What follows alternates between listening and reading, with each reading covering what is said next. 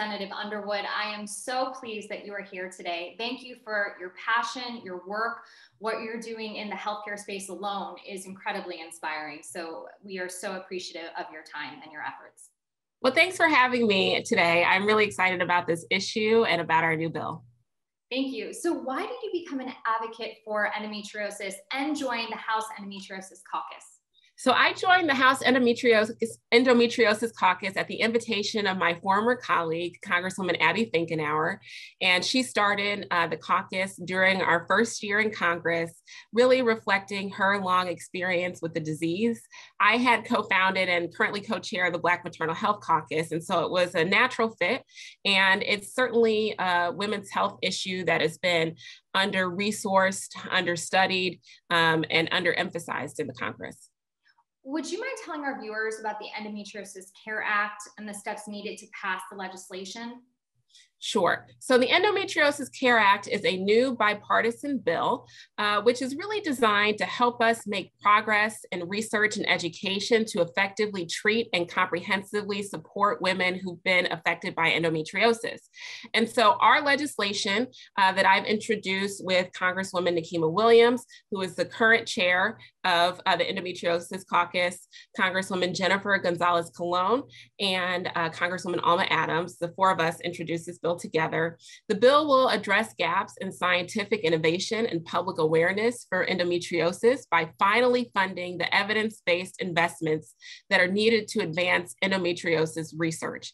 It also will support the development and expand access to treatments, and it promotes education and awareness in the public and among healthcare professionals. We know that a lot of people, it takes a little while to get an accurate diagnosis because that awareness among healthcare providers is not as robust as it could be. And then finally, our legislation will commission a national study on disparities in endometriosis so that we can identify and support those who are most affected by this condition. Endofound's Up Endo Coalition has been working to support the caucus's initiatives. However, sometimes advocates don't realize the importance of reaching out to their elected officials. So why do advocates need to reach out to the representatives and senators to keep pushing for Endometriosis Care Act and more attention, obviously, to funding? So this is a bipartisan bill, which is great. That means that no matter who your member of Congress is across the country, we believe that this is a piece of legislation that they would be enthusiastic to support, but they need to hear from you. Your voices as advocates are so powerful, whether it's sharing your personal story, talking about the experiences of family and friends, or how this condition has really impacted your local community. It's an opportunity to share with that policymaker who really might not even be familiar with the condition, and certainly not how severe it can be for those who are impacted. We have a lot of folks who just aren't as fluent in women's health conditions. And so this is an area that really has gone under discussed and certainly under invested in from the Congress. And so your voices matter. And I would just urge everyone to reach out to their member of Congress and let them know how excited you are about this bill in particular. Absolutely. Empower the voices so they speak up. And you mentioned a little bit about the inequities in terms of even getting a diagnosis. It takes 7 to 12 years on average. Can you speak to some of those inequities that you found in EndoCare and why your act is so important to address these?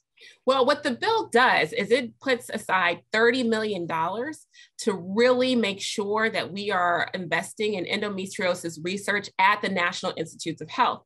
And so what we're trying to do is find a cure. And we think about the innovation and the opportunities for treatments.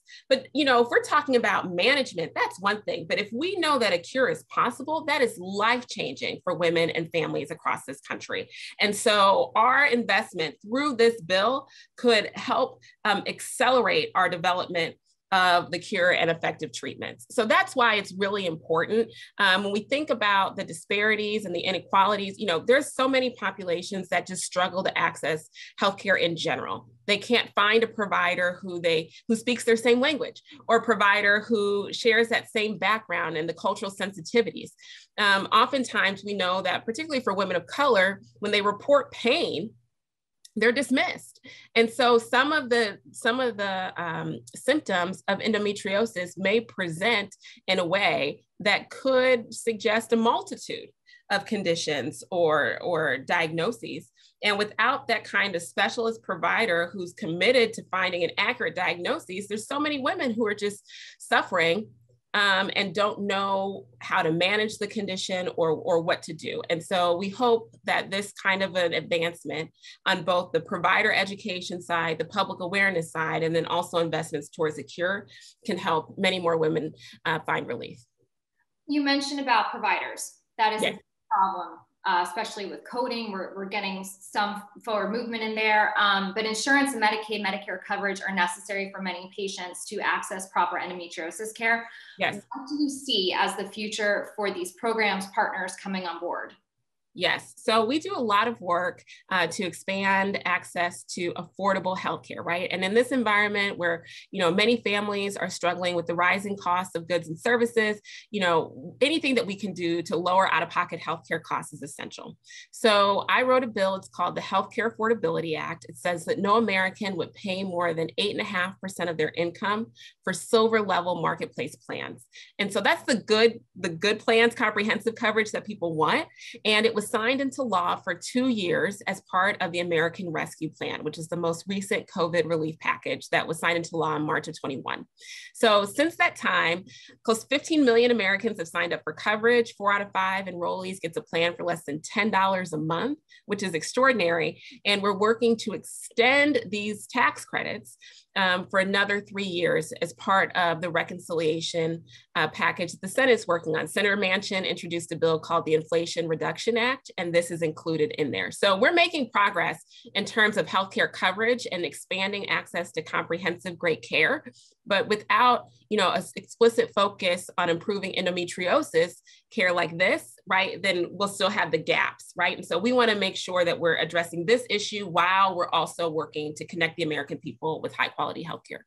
Thank you. Yeah, because endometriosis it gets so caught in the back, and with the surgeries and what is really available in terms of treatments, it's almost impossible to access that elite level of healthcare for the disease. Mm-hmm. So in late July, Representative Nikina Williams introduced the Right to Contraception Act, legislation that would codify the right for Americans to access birth control into federal law in light of Roe versus Wade reversal. What do you see on the horizon for birth control? So we know that Justice Clarence Thomas put in his opinion in that Dobbs decision that Griswold, which is a Supreme Court case that was important to open up access to contraception care, could be next. And so, we as the House Democrats wanted to make sure that people understood that we were focused on protecting our access to the full range of reproductive health care, including contraception. And this is important legislation to do just that. We did get some Republican support on the legislation, but it was fewer than a dozen members. And so we have some work to do. This legislation might come for a vote in the Senate, and folks who really are interested in protecting their access to contraception, which, as you know, there's many people who rely on contraception to address healthcare conditions, not just for family planning reasons, but for whatever reason you choose to use contraception. We want to make sure that in every state, everyone has the opportunity to do so if they would like. And so I think that this bill is incredibly important. Because we did have bipartisan support, I remain hopeful that we'll be able to see some Senate action, but it's something I'll continue to keep my eye on.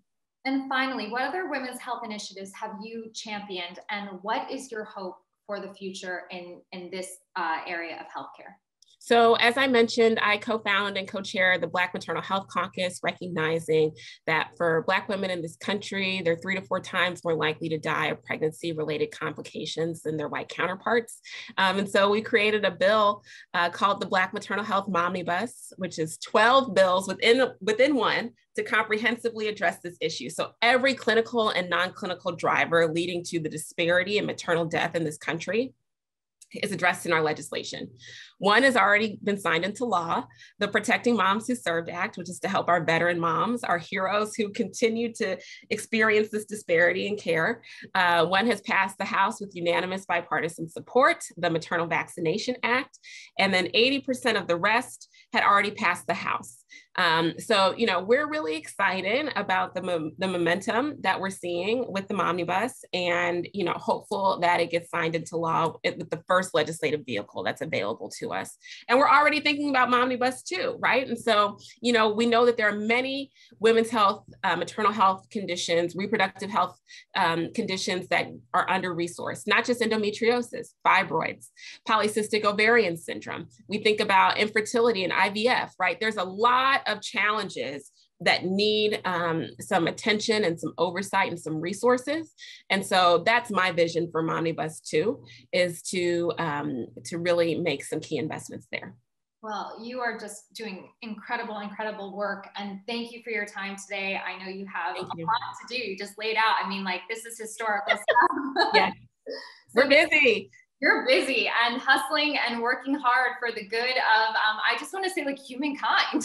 Thank you. Thank you. I'm grateful for your partnership. Thanks for all the advocacy and the work of this community. And be sure to reach out to your member of Congress and let them know how much of a priority this is for you.